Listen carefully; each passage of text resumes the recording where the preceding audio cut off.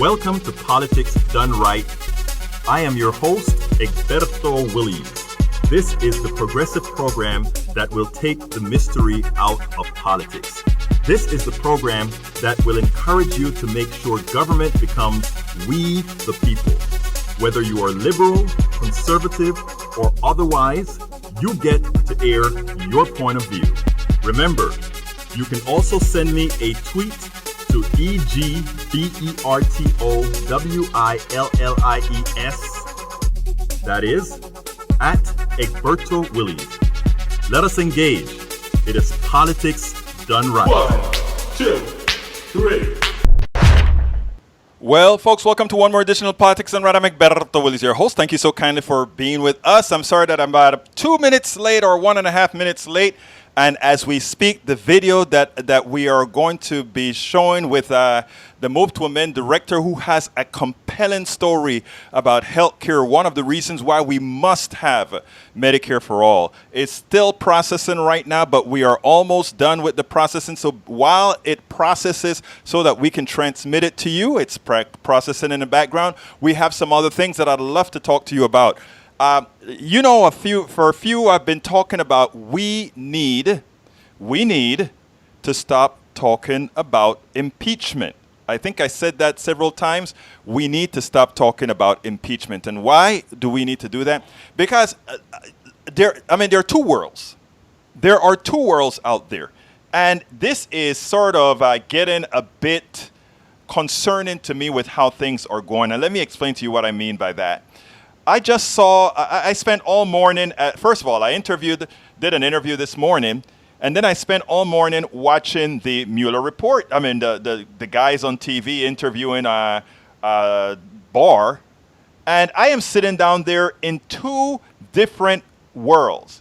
We are talking about an alternate state of reality. If you sit down and watch it, and one of the reasons I don't cover that, I don't cover these hearings, I don't cover much about Russia or anything on my programs, is because, again, there is so much more that we have to talk about. And Kaitlin Sopoci-Belknap, the National Director of Move to Amend, will sort of allude to quite a few of those issues as well.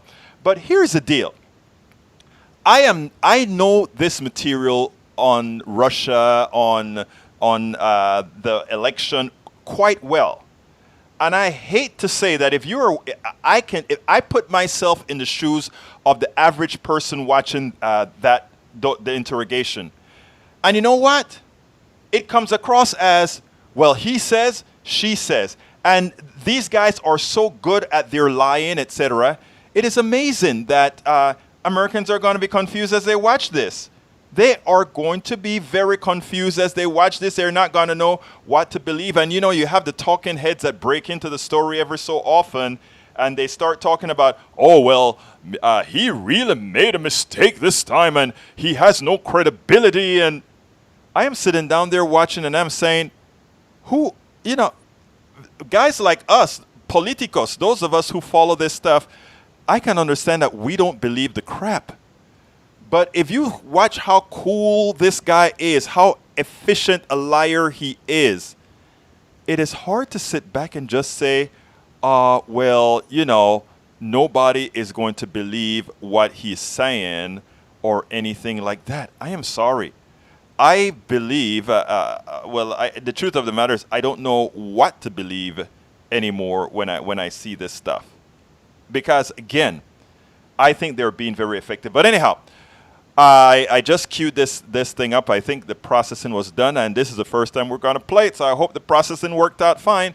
But this is the interview that I did with Kaitlin Sopoci-Belknap, who is the National Director of Move to Amend, talking about healthcare. So without any further ado, I won't even go into anything else. On the other side of this, we'll talk about some more Medicare for all and some other issues. So here is the interview. I'm here with Kaitlin Sopoci-Belknap, who is the National Director of Move to Amend, a group that I served on. She was my director, and I can tell you one thing that's very important. This woman means business. I don't know where she gets the energy from, but she kept, I think the word they used was, she kept all the cats together in line doing what we needed to do. Welcome to Politics Done Right. Kaitlin, how are you doing today? Thank you, Egberto. Today I'm doing good. Happy May Day. Happy May Day. When you told me, "Oh, it's May Day," I'm sleeping late today. I'm like, "Oh yeah, you're just doing the right thing." Okay. So how have you been? I haven't spoken to you in a long time. I'm doing pretty well. I mean, my health is good right now, which we'll talk about in a sec. That is relevant. And Move to Amend is blowing and going. Our amendment was reintroduced in this new Congress in Let me February. stop you right there and ask you because most of our audience are not gonna know what Move to Amend is. So first of all, tell me what is Move to Amend. Move to Amend is a national campaign to amend the U.S. Constitution to do two things. One, to make clear that only human beings have constitutional rights as opposed to corporations, and also that money is not speech, so that we can regulate campaign spending and actually get money out of politics. And why is that so important? Well, I mean, it really connects to everything, right? So one, the money in politics is just drowning out people's voices and making it so that the policies that Americans want to see are not what Congress is putting in place, because instead they're listening to billionaires and corporate funders because that's really who keeps them in office. And then kind of underneath that, and we think more systemically, is the fact that corporations are able to claim constitutional rights, which allows them to take any legislation or regulation that we're able to pass to limit their behavior that is causing harm, and to get it overturned in court under the claim that it violates their constitutional rights. So it connects to money in politics because they also have First Amendment rights, which is why corporations are able to contribute money. But it also connects to, trying to ensure that we have local economies that are strong, that policies to protect workers are not put in place, public health policies. I mean, really, the reality is that any policy is vulnerable to corporations overturning it kind of in collusion with the Supreme Court and the judicial system. And so anything we pass is at risk of being overturned. So, the way we talk about it is that we basically live in a system of corporate rule, and we're not able to implement policies to help everyday Americans because they have to be vetted through corporations, either through this political process where they control our politicians, or even if we're able to get things passed, the legal system that serves corporate interests over people's interests. Kaitlin, recently, tell us a little bit about your health situation because this ties in perfectly with the reasons for Move to Amend and all these other organizations that are trying on the grassroots level to make sure that our politics reflect what we really need. Yeah, so, well, I think maybe what makes sense to start with is yesterday. So yesterday was April 30th, and it was the last day that I have healthcare. I don't have healthcare today. My husband was recently let go from his job, and we lost our healthcare. And yesterday was our last day, and there was the hearing in Congress for the first time on Medicare for all, and it was something that was already on my mind. And I saw an interview that Alyssa Milano did talking about the presidential election. And she was talking about how what's most important is that we beat Trump and the policies really should come second. And, that really just hit me because I'm going to be voting for the candidates that are supporting Medicare for all and these other policies that are critical for our survival as a species on this planet, but also, our everyday lives. And the reason, I've not had healthcare before in the past, but the reason why it matters more right now is that I was diagnosed with ovarian cancer 3 years ago, and it was completely out of the blue. There's no family history that I have of it, totally unexpected. And honestly, the only reason why I went to the doctor was because for the first time in my adult life, I actually had health insurance.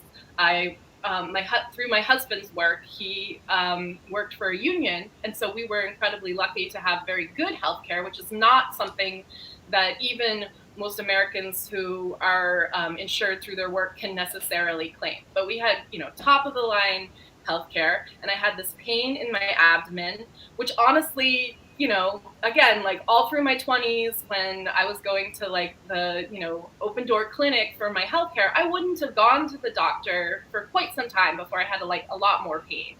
But, we had just moved to Sacramento, and I figured, well, I should go to the doctor because I can. So I did, and long story short, it turned out that there was a mass, and they assured me that, I'm too young to, have it be cancerous. It was probably benign, but they needed to remove it. But then it turned out that it was cancerous. And I was incredibly lucky in that it was caught early, and it was sort of resting on my bladder, which is why I could feel it. And ovarian cancer is the number 2 killer of women who have cancer because it's very hard to catch it early. Most of the time, by the time it is caught, it has spread. But I was a 1 in a million case, honestly, in that they were able to remove all of it through my surgery. And I didn't have to do chemo. And that was 3 years ago, and I have been cancer-free ever since. But I have needed to go every 3 months to get an ultrasound and some blood work to make sure that it's, not come back. And I'm supposed to do that for 5 years. And then after that, I will need to keep doing it, but at a less frequent interval. So I have 2 years left, but now I don't have any health insurance. And when we were looking at, coming on to Covered California, I live in California, to see if we could continue it, it's $600 a month for a plan that allows me to go to the doctor 3 times a year and doesn't cover lab work. I don't, I do, there's some of this is some choices on my part, right? I'm college educated. I could have a job at, some corporation or something like that or a union myself and maybe have my own health insurance. But I have chosen to orient my life around my activism and this work for Move to Amend because I feel like that's critically important. And my husband was supporting me by being the one to provide the health care. And so some people are not even, in a position to even have any of that on the table. They have to have, minimum wage jobs where there isn't any health care available whatsoever, and both members of the household. So I recognize that. And the reality is that the reason why I didn't die from ovarian cancer was because I had amazing health care and I was able to go to the doctor and catch it early. I mean, part of it was, just luck of the universe in terms of the way the tumor was growing. But some of it was, if I hadn't had that insurance, I wouldn't have gone to the doctor in time, and it would have killed me, or at least I would have had to have, a very traumatic chemo and, recovery and all of that, which is what most women with ovarian cancer have to do. So anyways, as we're looking at our finances and, we have a mortgage, we try to live, frugally, but we both have some debt. We are, normal people. Regular, average, absolutely. Yeah, I mean, it's a modest car, but, and I can't add $600 a month. I don't know where that would come from, and so what we elected, and actually that wouldn't really cover what I need. It's $980 a month for the plan that would allow me to have the blood work every 3 months and the ultrasound every 3 months. And so really that's what we're talking about. The 600 is sort of like what somebody maybe who didn't have a history of cancer could get away with. So we decided that for now we're not in a position, and we're going to try and rearrange our finances. I mean, the reality is that we're actually separated. We have 2 different households, but we're still married because we're still friends. And there's a lot of people that are in these kinds of situations. And honestly, the reason why we're still married is because of the healthcare piece. And luckily, he is a very he's still my best friend in many ways. He's a very supportive person. He's still my family. But there are women who are in abusive relationships that they stay in so that they can, have health care. Or so that their children can have health care. I mean, it is crazy, the situation that we're in. So seeing Alyssa Milano just sort of cavalierly say the only thing, I mean, of course, Trump is terrible, and Trump isn't moving us in the right direction in terms of healthcare, but there are candidates in the presidential primary who are supporting Medicare for all, and there are candidates that Alyssa Milano is supporting right now, Joe Biden, who actively have worked against Medicare for all. And there are millions of people who are uninsured because they can't afford healthcare. And so it just really hit home and it really upset me. And so I retweeted that interview that she did and made a comment. And I'm pretty new to Twitter, but That's amazing. it was like people were liking it and retweeting it. And I was like, this must be really resonating. I don't really, because I was so lucky, I don't actually have to daily think about I'm a cancer survivor. I don't even really talk about it that way because what I had to survive, at least up until this point, has been relatively limited in the trauma compared to many, many people who have cancer. I mean, I did have to have surgery and I had a scary 2 weeks where I thought for sure I was going to need to do chemo and, it was very upsetting. And then I had some other health issues that came from the surgery. I had an autoimmune disease that showed up and rheumatoid arthritis, and that's not a small thing at all. That, completely messed up my life for a year and a half until I figured out how to deal with it without medication. But that's the other thing. Luckily, I found that, through diet, I was able to address my inflammation. But most people who have autoimmune diseases and, lots of people have rheumatoid arthritis and it's debilitating. And, I couldn't work for a while. And so people get on medication. That was what, I was supposed to do and did do for a little while, but it didn't really work for me. So I would be in the position right now if that had been the path that I had, ended up down, where I would be losing my insurance. And then we would have had to find the $600 somewhere, because you would have needed.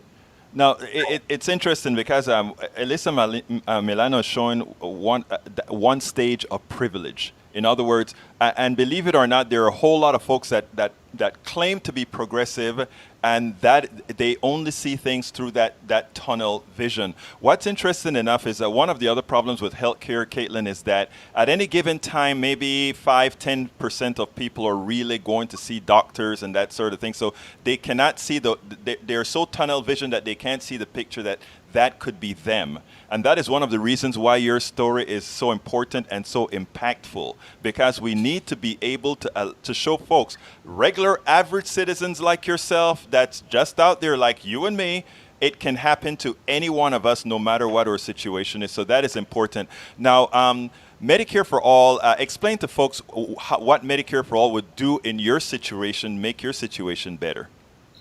Well, it would mean that we wouldn't have the private insurance piece. And so we would be paying for our insurance still, but, through our taxes, and which, I already pay a good amount. My taxes actually went up thanks to Trump, because, again, my husband had a union job, but we're separated. So our finances are, so I make, about $45,000 a year, which is not very much to be living in a city. And, I have luckily paid off all my college debt, but I had a lot of college debt. Right. People, I'm going to be 40 this year, but if I were a little bit younger, I would have a very large, tuition payment that I would still be paying as well if I was, in the same situation. And so anyways, what it would do is it would make it so that, we don't have to work through Kaiser or Anthem or Blue Cross or whatever.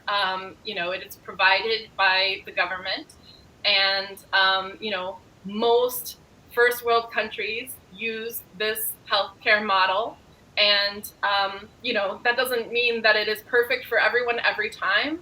But what was also so, just really hit me is the number of people who responded to my tweet yesterday talking about their situation and, medication. One woman talked about how her son, who has a minimum wage job, doesn't make enough money to pay for medication that he needs. And so she has an extra job and she uses, and I didn't get the sense that she was somebody who necessarily is really, should be of working age, like should be headed towards retirement, because she has an adult son who she's supporting so that he can get his medication. So she has a job and all of the money from her job goes to, pay for his medication. So these kinds of things would just be, irrelevant. They wouldn't be part of the story. And, people in Great Britain, people in Canada, people in France, people in the Netherlands. Taiwan, Japan, Israel, who we consider one of our biggest allies. They have socialized medicine and the entire thing, but they're okay. But our citizens can't have it. I mean, it is so important. What we have to, what is the other thing? Let's get off of Medicare for all for one little thing, because I think we have to first let a whole lot of folks, let's say in these red states, and I know you do a lot of work in red states as well with Move to Amend. These people don't realize that these politicians are screwing them. For those who don't have the Medicaid expansion to the Affordable Care Act, which you have in California, they don't understand that their own politicians, for all practical purposes, are committing legal murder. And what I say to our side, or progressives, etc., is that we have to start being able to articulate in the manner that they articulate to their people, to convince them to do the things, to vote against your own interests, to support policies against your own interests. What are you doing in that regards to with your organization? With Move to Amend, you mean? Yes. Not around healthcare.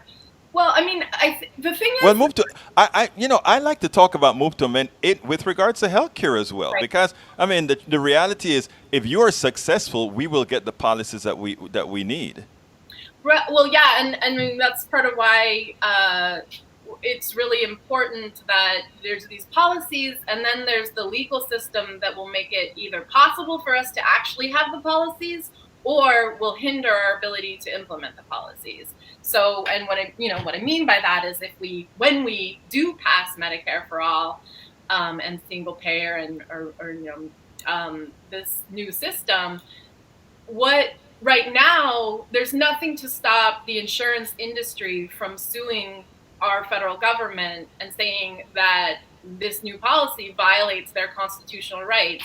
And we don't know what kind of exact argument they will make, but they will. Argument. They will, yes. Do it probably on the First Amendment and potentially on the Fifth Amendment, saying that their right to profits is a takings and the government needs to pay them for that. And so the only way that we're actually going to be a critical piece of moving Medicare for all forward needs to be changing the Constitution so that corporations don't have constitutional rights. Exactly. Thwart our progress towards protecting Americans and making it so that we can actually take care of our health. And, and this is true not just of, healthcare. This will be true in terms of passing the Green New Deal.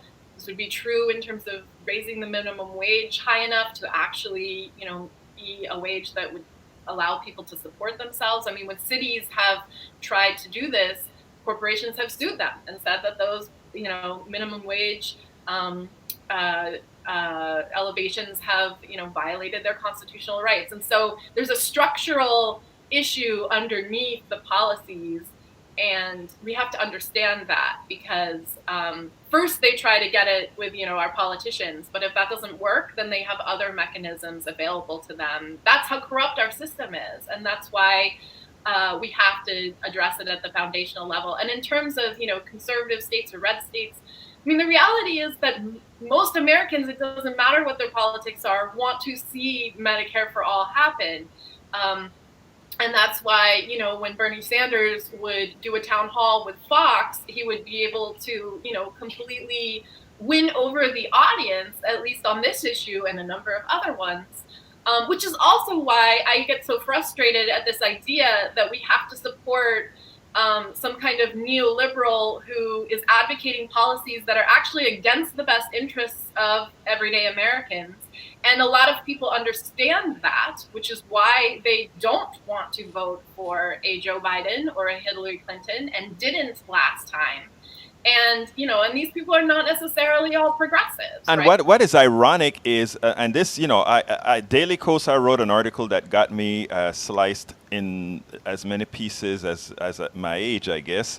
But I mean, as it turned out, I predicted that Donald Trump was going to win. And what I said is Donald Trump was going to win by going to our left flank. And that is exactly what Donald Trump did. Many people look at Donald Trump as this great Republican who won. Donald Trump won by expounding not democratic, but progressive policies. I'm going to give you the best healthcare system. I'm going to make you. You're going to have so much work. You're going to be But we talk about narrative a whole lot, right? If you take a look, when we talk it, we say we're going to have basic income, right? He says, I'm going to have so much work for you. You're going to say, please, no more, no more, no more. When we say we're going to give you Medicare for all, he says, all of you are going to love your health care and you're going to. The guy is mimicking our policies in a grassroots way that people believe. We have to be able to do that in such a manner. And not only that, we have to be able to say it's not Joe Biden that's going to be our savior. No, I mean, Joe Biden and the Democratic Party were in power for, for most of my adult life. 16 years. Right. And here I am. I have no insurance right now. Yes. I can't afford to get it. I'm going to have to majorly adjust my life, which is already on the margins, in order to go get this test, that I need in 3 months, or delay it. And don't you dare delay it. If you have to go ahead and put a thing on Facebook, you better do it. Well, I won't delay it more than like a month or two, just to be clear. I understand that health is most important, and I appreciate all the well wishes that I've already gotten from folks who have, told me. I mean, I had friends who saw what I was doing yesterday and, messaged me and said, like, do you need money? And I that's the other thing. It's like I have a community to support me. I have a network. What about people who don't? That is what Kaitlin. Because that's what's happening.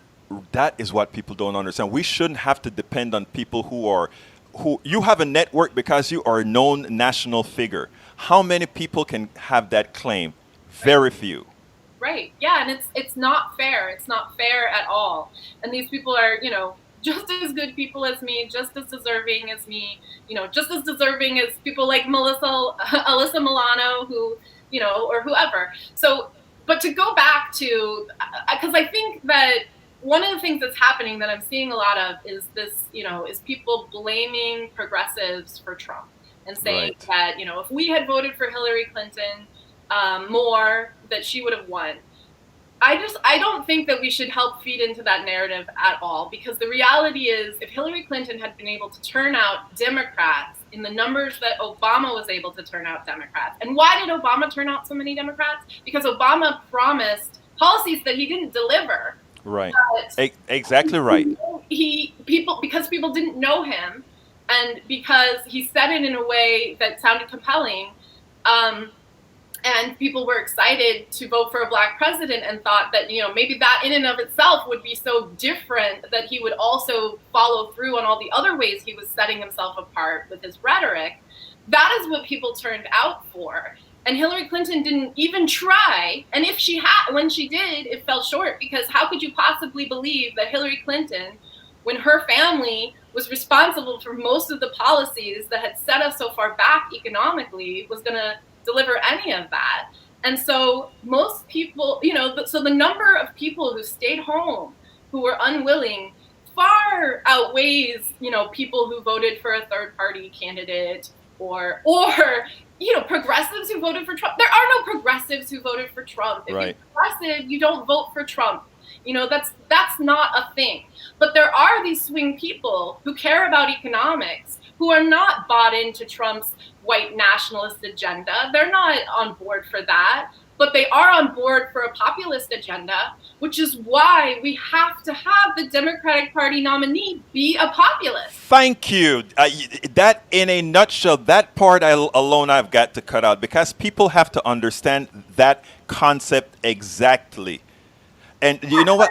Time right now, nothing will. I think these people who think that we have to get rid of Trump need to get off of the Biden train, because I think the only thing that can beat Trump is a populist. That is so clearly, people are so hungry. They are so opposed to establishment. And for good reason. The establishment has completely let us down. It is a failure. The system is a failure. I mean, also, we aren't even talking about climate change, but, we have 12 years, and that's optimistic. And we have, Biden saying that he doesn't even support something like, a Green New Deal, or or even, stopping emissions, or anything that will save us. And we're supposed to, if we were to somehow or other end up with Biden as president, which I think is actually impossible. I think that That's not a possibility. I don't really think. I that put it this. Trump wins. I But do not. oh, go ahead. I don't see him making it out of the primaries. Okay, I don't. I think he's going to fizzle.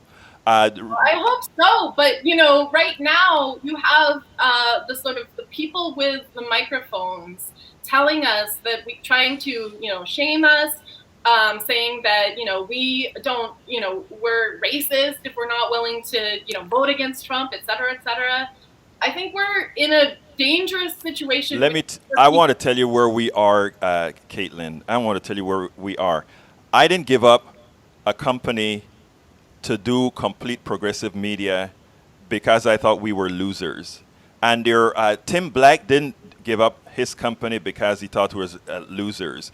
All these new progressive people that are doing this type of media now understand that the mainstream media is not going to be there for us. They are right in the camp with Biden. But what we are going to do is using all our networks, your network, because you have a network. All of these progressive organizations that want populists have networks. What we have to do together is combine our efforts into a network that amasses the people. And that is what we haven't done to date. What we've done has been too factional. And what we have to do is go beyond factionalism. Even, in other words, there are a lot of things that progressive groups have done that's wrong. And that is, I don't like what you're doing, so I don't collaborate with you. I don't like what you're doing, so I don't. And one of the things that I am trying to fix in my domain is saying, I don't have to agree with my progressive brothers and sisters in X, Y, and Z. You're my progressive brothers and sisters, and we're going in the same direction, and we're going to collaborate, and we're going to raise this whole thing up. So, no, I'm not going to be defeatist, and I'm not going to give those guys a chance to take over without a fight. Well, I definitely agree with your optimism. I do think that we are in a moment, I think there's a lot more possible right now than there was in 2016. I mean, one example, again, to sort of tie it back is I've actually never voted for a Democrat in the Democratic primary. I have never been a Democrat. I am an independent now. I have historically been a Green because, and if I had lived in a... Trust me, I remember being the only Democrat or one or two Democrats in our executive meetings. Right. Well, but yes, and I was an elected official as a Green. I still very much believe in independent parties as essential. I mean, if we hadn't had an independent party, Bernie Sanders wouldn't be talking about Medicare for all. Right. I agree. Like there's so I'm not sorry in any way, shape, or form. Well, I was a delegate for Bernie in Philly. Okay, so there you go. Right. Well, and the other thing too, and I'll just say it here, is that Bernie Sanders needs to support the We the People amendment, and so far he hasn't. And what about Elizabeth? Nobody in the Senate has introduced our amendment, and we're working on that. But Bernie Sanders, in particular, we have had some conversations with his office, and they could have gone better. I'll just say. And so, that's the thing is, like, on one hand, yes, the progressives, we need to band together and not be factionalists just for that sake. But on the other hand, we do need to have a vision and an agenda. And we need to make sure our candidates are moving it forward. And if they're not, we need to hold them accountable. I agree 100%. That our organizations are not undermining each other. Because the reality is that, you know this, Egberto, we've been working at Move to Amend for 10 years on the systemic solution. And a number of organizations in Washington, D.C., the sort of beltway, cynical NGOs have been, working against us, I would say. Right. Proposing policies that are lesser and pitching them to the grassroots as if they will do more than they really will do. And we can't have that sort of faux systemic change. That's inadequate, and also that siphons people away from us. It confuses people, and also it makes people want. I mean, that's part of why Alexandria Ocasio-Cortez is so popular, because she is a populist and also she's a visionary. And Bernie Sanders can claim that as well. And that is what people want. People do not want someone who's going to sell them one thing and then do another thing. And they're so quick to, any hint of that. and they're gone because it's our lifetimes where that has been what politicians have done, and people are too smart for that at this point. And So we can't Ocasio do that at all, ever. Ocasio-Cortez also is owed to nobody. Ilhan Omar is owed to nobody. Rashida Tlaib is owned by nobody, and that just show in to put your what the work that you do in context. Look at the freedom a politician has when they're owed to nobody. When in effect they're practicing what Move to Amend wants. Right. That's absolutely true. And that's the reality of why some organizations are willing to push for a system, because we're owed to nobody either. We don't have wealthy billionaires who have foundations that are giving us funds that we need to sort of make sure aren't going to rock the boat in terms of what we're proposing, And so, yes, that's what we need from our politicians. That's what we need from our movement organizations. And when we have that it's like, I don't want to say purity because that brings to mind the wrong thing, but when we have that honesty, that honest vision, respond to that. People Yes. respond to that, and that is how movements can grow exponentially. And I think you're right in terms of the optimism, but I also don't want to underestimate these billionaires who are on a suicide death march at this point. I think because why else would they be hoarding everything at the expense of even their own children now? pitchforks, baby, pitchforks, baby, pitchforks, baby. Yes, every day I was looking through the Twitter feed and I'm feeling like, gosh, I get the French Revolution on a level I never did before. But we have to be careful. That's the danger. When people are so angry, then a nationalist populist like Trump can win. And if he wins again, or if a Biden type neoliberal wins, and we have maybe 4 years of sort of still, there's nothing that he will be able to offer to actually help anyone. So nothing would change. We'll just get worse slower. Because climate disasters will have, people are just, every single one of these climate disasters, once the media goes away, people's still there with their lives devastated. Jessica, you should have her on your show too. Egberto, she is from Paradise. That's where she grew Please up. connect us. Yes, well, Jessica is our program director for people listening. And she was just back home, she lives in LA now, and she was just back home and just talking about, people are still living in tents. People who are renters who don't have any insurance money to rebuild their homes. The insurance company is trying to foreclose on her mother's land. There is no house there. She actually paid off her mortgage when she got her insurance fund, and something got missed in the paperwork. They're trying to foreclose on her non-existent home. She has to be on the phone 5 hours a day.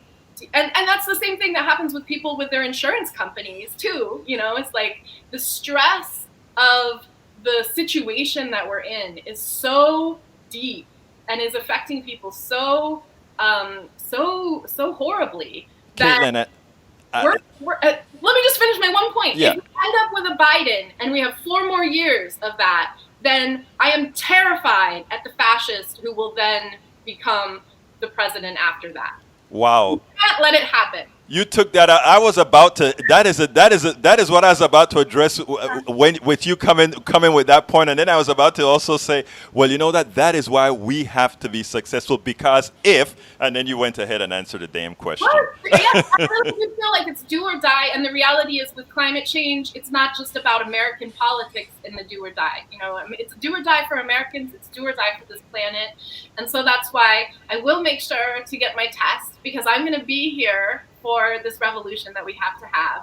And we need everybody on board. And so I hope that folks will join Move to Amend. One of the things that's challenging is that with all the urgency and the candidates and the fact that everyone, is subsumed by this election, the issues that are actually more systemic, that are more long-term in terms of their solutions, but are desperately needed and are urgent too, are, sort of out of people's vision and not right in front of them. And so, we are not doing as well financially as we need to in order to do the work that we need to do. And I spoke about that, believe it or not, on KPFT 90.1 FM on my show, where I got a lot of pushback from it, where I said all the monies are going to these think tanks and these other folks that don't do a darn thing. They don't. you and I are in the community. We sit down and we talk to people every day. We know where the people's heart's at, and we somehow can never. And we have problems raising money for Politics Done Right, KPFT, for Move to Amend. Yet they send you emails out 10 times a day, and somehow they so we have to refocus people. But we are coming close to the end of the conversation here. Kaitlin, give me a closer. Tell me, what is your expectation for two things? First, Medicare for all, and secondly, let's broaden it to that populist movement that we must attain. Well, I think that we have to keep fighting for Medicare for all, and right now the main folks that we need to fight is the Democratic Party, because the leadership of the Democratic Party is not in support of this policy. It took work to even get a Medicare for all position on the hearing about Medicare for all. Pelosi caved, and then she got lots of credit, but she wasn't originally going to help in that. So we have to hold Democrats who are in office accountable, and we have to be ready and willing to get rid of them if they are not delivering. We have to make them so afraid that that's what they'll do, that they listen to us, because that's their job, and anything less than that, they're not helpful to us. They're in the way. So I really want to see us be strong on that, and not so afraid of Republicans that we're unwilling to call out the Democrats that are actually the first line of the neoliberal corporate agenda right now, that are the ones who are actively fighting us more than Republicans in some ways. And then in terms of the populism, I think that, I think social media is so powerful in that we can talk to each other directly, but we also have to remember that there are lots of people who are not on Twitter who need to hear these stories. And so we need to actually, door knock. We need to do the text campaigns. We need to volunteer. Like I said, I'm still an independent.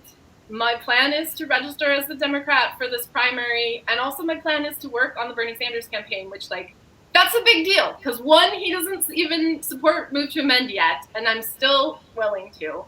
And then two, I don't believe in the establishment party, but for the strategic needs of this populist movement that we have to build right now, I am impressed that Dem Enter. I got to give you, and the folks who are working on that strategy, Egberto, you got some folks in Congress. The Green Party was not able to do that. So I think there still needs to be a party, but we also have to be willing. You know why I'm smiling. but if they screw us, if they thwart us, we can't stick with them, because then they can take us for granted forever until we're dead, and that won't be too far away. No, I've said that for a long time now, and for all my Greens and all my anarchists and all of those that I hang with, I tell the same story. We are working within a structure, not to go ahead and try to get them to be like us, but for us to ultimately take it over, and that is where we have to put it.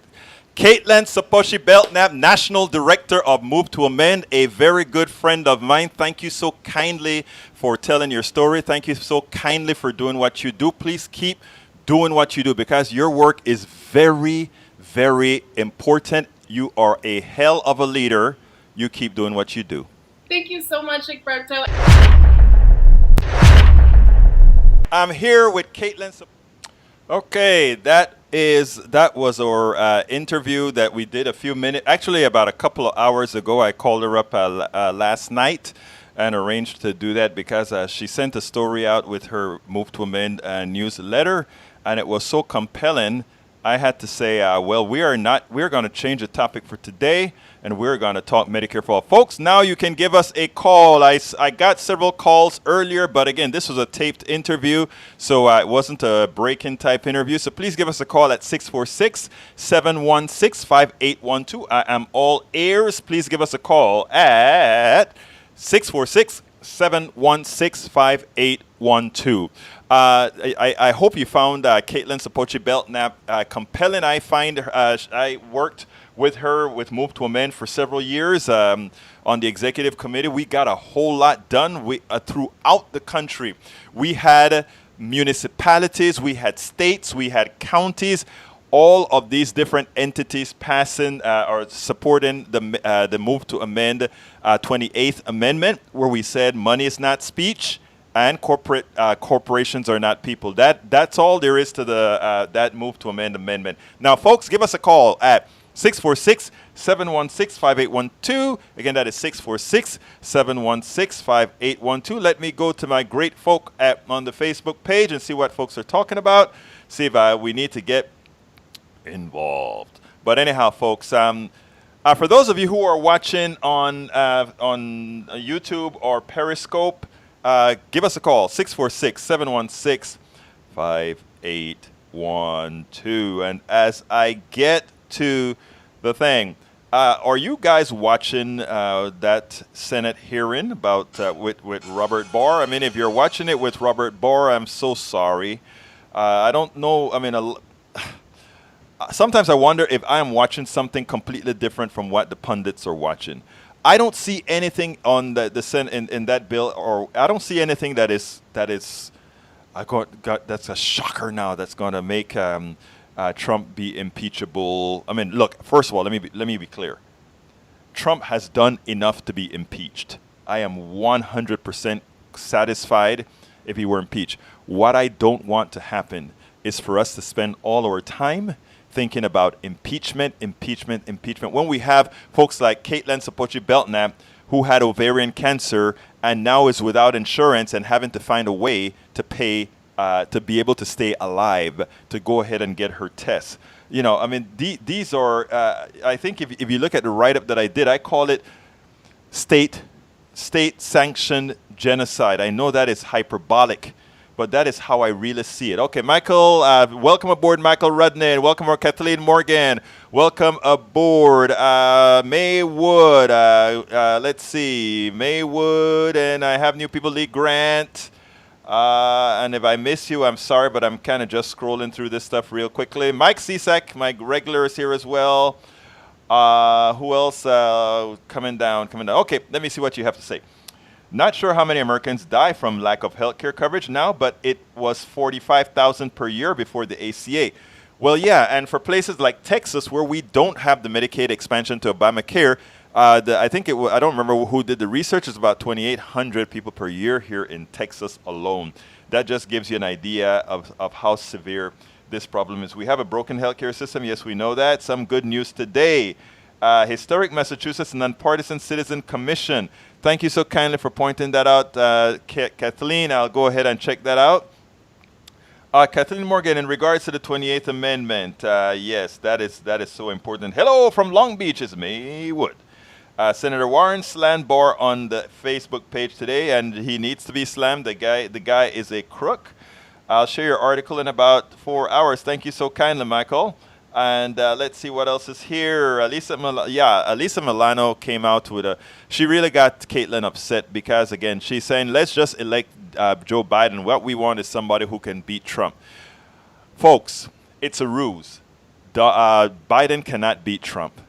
Biden simply cannot beat Trump. Biden already tried to run for president twice. He could not even make it out of the primaries. I don't know what these guys are thinking. Let me tell you why folks want Biden, and this is an important thing I want you guys to realize. There is a reason why they want Biden. The Democratic Party has not moved to the left. Everybody's talking about, the Democratic Party has moved to the left. No. What happened is the establishment has continued to move to the right. Those of you who listen to me all the time know about the left rail and the right rail, and they make up the same track, and its track has veered right. And they've left all of the folks that have really wanted things for people behind. Now, of all the people running, the only person that stands a chance of winning of the centrists, remember, we have a lot of centrists running. Klobuchar, Buttigieg, Biden, and I can't remember the couple others, okay? The only centrist that has potential to win is Biden. But that is who the corporatocracy wants. That's who I was told on one of my shows that I need to decide what I'm going to call it. The corporatocracy, the oligarchy, the plutocracy. And they said, the other folks have it simple. They have one word. We have all kinds of words. Plutocracy, oligarchy, corporatocracy. I'm not sure which one we should concentrate on, so we should have a vote.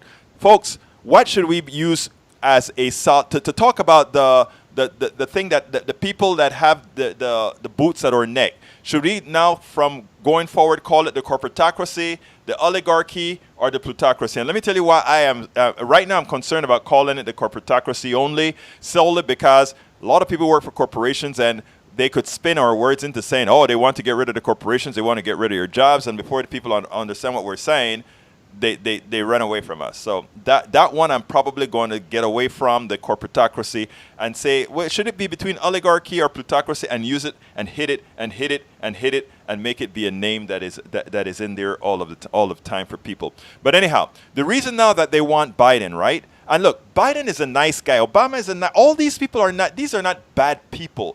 What happens here is they are for the status quo. They don't quite believe what we know. They don't quite believe the things that the formula that makes capitalism in the form that we practice it means that there is no way around money being accumulated to the top. There's no way around it being extractive and removing stuff from people. They don't understand that. They still believe, they believe in it as an ideology like Christianity or Judaism or Islam, or that's how they treat capitalism. And as such, they see Elizabeth Warren, they see Bernie Sanders, they see all those people that want a true egalitarian society where we have true free enterprise and where we have things like healthcare in the public domain. They can't picture that, right?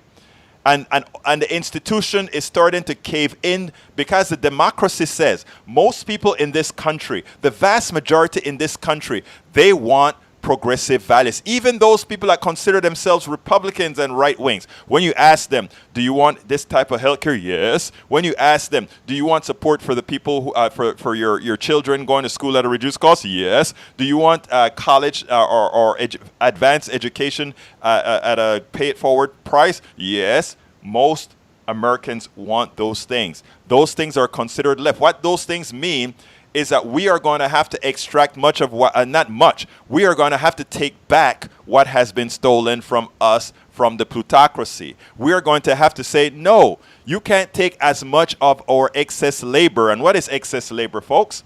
If you work for Corporation A and you are a successful person, we're an engineer, a lawyer, a secretary, a janitor, and all of you form that corporation, right? And you all, in the composite of all of you, are responsible for that corporation getting great value. And that big number that they put at the end of the year that says, oh, Corporation A, they increased their profit margin by X amount, and they're increasing their dividend or giving a dividend by X amount to a whole lot of people who own a piece of the corporation, who bought stocks in that corporation. What all that money that's going to those people, right? Or people that are not actively producing in that company, right? They just invest their money into that company because they want your excess labor, right? And right now they are treated preferentially. Right now they pay lower taxes on that money. Right now and the thing about it is, we should, if we really wanted to be honest, money that doesn't require any work to make shouldn't have preferential tax treatment. In fact, it should have differential tax treatment. We should be taxing the holy hell out of money that doesn't require. In other words, if you're sitting down at your pool and you're accumulating cash, right? Why is it that shouldn't be taxed like hell? Because again, it's just, you're just freeloading off of other people's work. We have been taught not to think that way. We've been taught to think that somehow there's something preeminent about capital, that there's something great about capital. We have to unlearn that. We need to completely and entirely unlearn that. Your work, your worth is what's most important. And that is what needs to come back to us for us to build a better society, better healthcare, better infrastructure, better streets, better roads, better airports, better all these things, paid for by whom? They're going to say, oh, you're going to tax the rich to do that? No. When we tax the rich to take that money back, remember, it's not the money that the rich earned. It is money that you earned. It's your money. And the government is just finding, we the people is just finding a way to recover the money that you earned. Don't let anybody tell you otherwise. Folks, we're coming at the end of the program, and I forgot to ask you to subscribe. So please, please go ahead and consider subscribing. Keep these programs alive. If you notice some of the things we spoke with Kaitlin, Sopoci-Belknap, we said one thing that's important. We know the news media is going to be out there. The news media is going to be out there pushing Biden. It's going to be pushing neoliberalism. In other words, we can't get any of those people that somehow is going to repatriate your money. We can't do that. We have to allow the theft to continue. So who will do that? Well, neoliberals can convince themselves that somehow that is fair, that somehow that is moral. It is immoral, but somehow they have been taught that. We have to unlearn that, and we have to unteach that. The mainstream media is not going to do that because it doesn't follow the profile. Organizations like Politics Done Right and others, we are the ones who are going to be responsible for telling Americans the truth so that they can then make an intelligent decision when they go to the voting booth and pick the people that need to be elected to support what we do. So please, I ask you so kindly, please go to patreon.com/politicsdoneright and subscribe to our channel. Subscribe to our network. Subscribe to Politics Done Right. It's very inexpensive, and I tell you what, we make good use of your hard-earned dollar. If you take a look at what we have here, we need a lot more equipment actually, because I'm going on the road this summer. We need more equipment, and we may have to do a GoFundMe for that. But right now, what we need are subscriptions to the show. So I beg of you, I ask of you, I implore you to please go to patreon.com/politicsdoneright. That is patreon.com/politicsdoneright. Anyone who subscribed, first of all, you get my book, As I See It, Class Warfare, The Only Resort to Right-Wing Doom, is online, and you get access to that book online. I'm writing the book, How to Make America Utopia, Take Away the Economy from Those Who Rigged It. That book is also online. The first 2 chapters are there. I'm working on the 3rd chapter, and I just can't get to it because there's so much work to be done. But we are working so hard on it. And, of course, I had to take off a lot of weight. My blood pressure went from 240 over 140. And I found a way over the years to really keep it off. First, I talk about how I lost it. I talk about my pitfalls, up and down, and how I finally got to the point now where I am consistent, and I can make this almost promise. And then the reason I say almost is we're all fallible, and there could be something that stops me from, let's say I break a leg or something, or couldn't exercise or something like that. Maybe there would be a problem, but I give you the pathway that I took, and I am sure you can take the same pathway with modifications that suits you best. Lose weight and be fit now. Say no to snake oil weight loss. It's not easy. And when people say, "Oh, I did it," and you won't even be hungry, it's a lie. I'm very honest in this book, but the thing about it is, know that somebody went through it like myself. A guy that was formerly very big and went ahead and got in shape, and all of us can do it, lose weight and be fit now. And if we're going to be activists out there going ahead and do what we have to do, please go ahead and consider getting that book. All my books you can also find at Amazon.com. But I'd love for you best to subscribe to Politics Done Right. Please go to patreon.com/politicsdoneright if you just want to give a contribution as well. You can go to politicsdoneright.com and just click on the donate or contribute button. We really need your support. Thank you so kindly for being a part of our program, for being a part of our network. This is the end of the show. You know how I finish this. My name is Egberto Willies. This is Politics Done Right. And you know how I end this, baby? I am what? Out!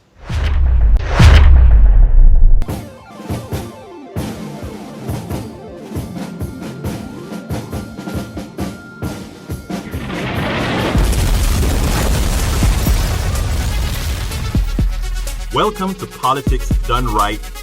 I am your host, Egberto Willies.